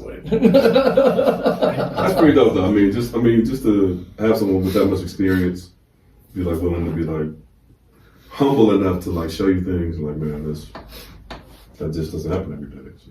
Not to toot your own horn, but yes, you are a wonderful addition to Colorado wrestling, and I think it's actually really phenomenal too, just how everybody from people like us who are insanely green to people like Marlon who've been doing it forever, and you're willing to chip in and give us advice, help us get better at it too. Which I mean, for a lot of people too, it's really hard to even. Especially, I think for me too, one of my hardest things in this business is being able to reach out to people and say like, hey, how can I improve? How can I get better? And it doesn't come from like a side of arrogance as much as it's like, holy shit, that's Marlion Bishop. He doesn't want to fucking talk to me. Like, you know what I mean? So having someone like you who's so ingrained in the local industry and is known by everybody, is on LLL, come up, like I remember the first time you came up and you talked to me at a training, and I was like, does he know that I'm like Nikki Chase's little brother? Nobody really likes me. That's not true. Oh, It's just a myth. This is a myth. That's you working your gimmick. That's what like people actually like you. I'm like Marlon. I wanted to go to Japan. That was always like my goal. And I actually got a chance to. I signed a letter of intent with a company called Hustle that was out there. It was run by Tajiri and a couple other people. And so I was going to go, and then that company got closed down, which kind of killed my dream. So I started my own company out here, did all this other stuff. Because WWE, TNA, they all told me I needed to get bigger, right? And I wasn't able to get bigger. I was a very small kid at that time. So I was like, okay, my other goal, aside from Japan, was to make something special here in Colorado, like an ECW kind of environment out here, right? So I was always involved in training and like helping people and everything like that, because I want everybody to get better. Let's get better. We all know the business a lot better. we drive ticket sales up because I actually believe there's a ton of talent here in Colorado, like really top talent that we could actually make something really cool and special happen out here. So that was always my other goal. So like, being involved and being able to help everybody and, not really care that like, people look at me a certain way. I'm just like, I don't care. I want to help you and you and you and you and whoever else I can help because I want us all to get better, be wrestling in front of thousands of people out here in Colorado instead of, just a couple hundred here and there. So, it's nice to be involved in that and be able to help out so many people and be involved in so many people over generations of, different wrestlers. It's pretty cool. And get to see them all evolve and get bigger and stronger and better wrestlers. It's really fun. Wrestling Cody Devine now is a fucking million years different than wrestling him 5 years ago, which was different than wrestling him 5 years before that. So it's cool to see everybody grow up and get better. Because like, when you train somebody, they're basically like little clones of you coming out of training. Like even like Royce was just like a muscled up version of Lonnie Valdez who didn't do backflips. but like because his match structure and everything followed along mine because I was the only one he ever knew because that's who trained him, right? And then like 2 years later his matches were completely different than mine and now they're way different than mine. And even mine are way different than they were 10 years ago when he started, So it's cool to see people grow and then you get to come back and wrestle them later on and you're just like, wow, you've gotten so much better at this and so different. So it's really cool, man. It's really rewarding, and I'm very happy to be just a part of the scene out here. Yeah. Well, we're approaching almost 2 hours on this podcast, our longest one yet. So we're gonna we'll start to kind of wrap things up here, but we might have you back sometime too, because I'd obviously love to pick your brain, not just on pro wrestling, but on fitness as well. Sure. Obviously, I've messaged you before on this kind of stuff too, so I know you're very in tune to it, so I think maybe if we could get you back sometime and kind of pick your brain on that, especially kind of like for us green guys who are still working on getting the bodies that you need for this kind of business. So, yeah, if you're interested, we can probably do that. But heading out here, one thing we like to do before we head out is we like to check in with everybody to see where they're going to be at next. So, Frenchie, where can we see you at next? Don't look too happy. It is a surprise, actually. A surprise? You can't tell us? I can't tell you, no. Well, how am I going to promote it? You'll find out after the fact. A surprise! Ooh. Malibu, Bobby, where can we catch you at next? I'm going to be recovering at the Dream Estate until about mid-April. April 13th to be exact. Oh, and then they'll possibly be somewhere. Yes, sir. That'd be Marlion Bishop's Chopping Block 7. Would it be 7? Would it be the 7th? I think it's 8 now. Merciless Onslaught is it's called. Is that going to be at the Roxy? Yes, sir. Yes. You're awesome. April 13th. April 13th, Sunday. Sweet. Lonnie Valdez just cleared by his doctor. Mm-hmm. We're all fucked. I don't think. All of us. I did want to point this out too. You are also celebrating something very recently too, as well, in sobriety. You want to share with that? 2 years sober. 2 years sober, so I want to give so congratulations to both of you Our guys. sober days are really close by. Yeah, Each other, it's which is awesome. Pretty cool. I don't have dates for comeback yet. Everybody's like kind of expecting me to show up anytime. I'll tell you all right now, it's going to be a couple months because my cardio is trash right now. But that's what happens when you're inactive for months and months and they're healing up and everything like that. So I'm more about getting my body back in good shape, getting into the type of, like I know I wrestle better at a smaller weight than I am right now, so I'll be dropping some weight. And yeah, taking my time to come back. I'm not in a big rush. I want to make the biggest impact I can when I do come back. So I don't have any dates for anybody just yet, but it'll be a surprise when I show up. So. Yes, and I know everybody's anticipating it too, so Good. eagerly awaiting your return. Mr. Bishop, you are a very busy man, but where can we catch you at next? Because I know you got a lot coming up. April 13th will be Marlion Bishop's Chopping Block, Merciless Onslaught. I will be there in a suit. So if somebody touch me, you get shot. Always looking dapper at those shows. Always looking dapper. He started the trend. He started the suit trend, and then I followed along with it. And now we're seeing a lot of other people go through it. That's what the last time I went to a show because I saw you two when I went and saw at the Rick House, right, the new place. Yeah. And I saw you both in suits. Like the next time I was going to go to a show, I was like, damn, should I dress up? Maybe I should dress up a little bit. See, I like wearing suits. I've always liked wearing suits, and I saw him wear them at shows like a couple times in a row, and I was just like, well, I'll wear them to shows because I don't get to wear them anywhere else. And then I started wearing them, and then like a lot of other people started wearing. Now it's like a bunch of people start dressing up for the shows and everything like that. I'm like, It's actually pretty cool. When he started, this is a business, you know. Gotta look you professional. should wear your business Mhm. attire. So, you know, I felt like this. I got all these suits, so I might as well put them on and do There you go. whatever in some kind of way. So, Right. Gotta show them off. yes, sir. So April 13th is Marlion Bishop shopping block at the Roxy. April 16th, I'll be in Las Vegas, wrestling for CWC. April 18th, I'll be in Las Vegas wrestling for the Primos versus Pro joint venture. And hopefully, April 19th, I'll sneak into WrestleMania at the some kind of way.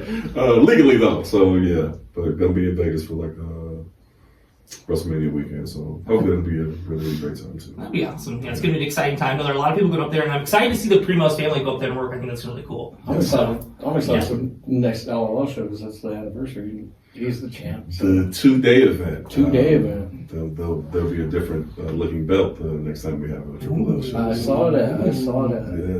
Yes. Gotta keep some hardware on me, though. I like to upgrade belts, man. I mean, I thought like probably should do one just for Primos, but I did one that is a Primos championship for myself, selfishly, because I was like, well, I'm the champ. I should have a belt that looks like I wear it. And Dorian Maddox wonderfully labeled me Black Tista, so I was like, Now I kind of want to see Wait, how so how you did there. they So- show. No more Black Rolling? no, definitely still. Oh, okay. Black Broly still.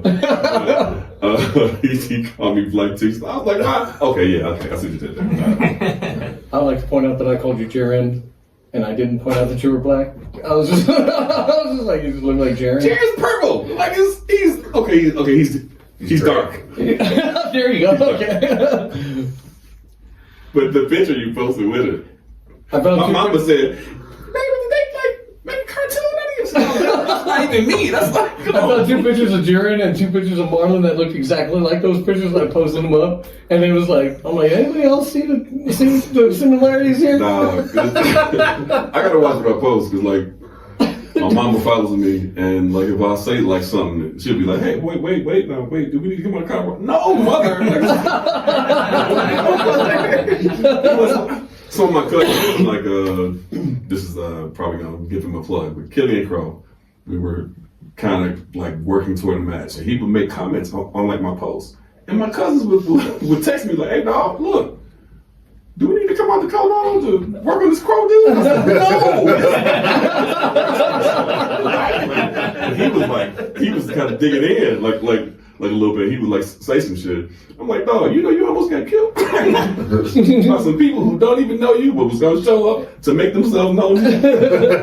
You're working your ass off. Working that he'll be good then. You work your way into a shoot in this movie. Work your way to get shot. Yeah, exactly. But no, he was good, man. I mean, just being believable to my family has just been like, this is like, y'all act like y'all have never seen wrestling before. It's the same thing, just indie level, relax. Yeah. My mom still asks me if I'm going to win every match, and I'm like, Mom, it doesn't really matter. Enjoying myself, mother. That's why I do it. Well, thank you so much for joining us. We appreciate it. Absolutely. Malibu Bobby, Frenchie, Lonnie Valdez, thank you guys so much for coming down. Yes, And yeah, like I said, hopefully we'll get you back on here. We can talk a little bit more, but appreciate your time. And we'll look forward to catching you at the next LLF show and beyond. That's the best. All right. Take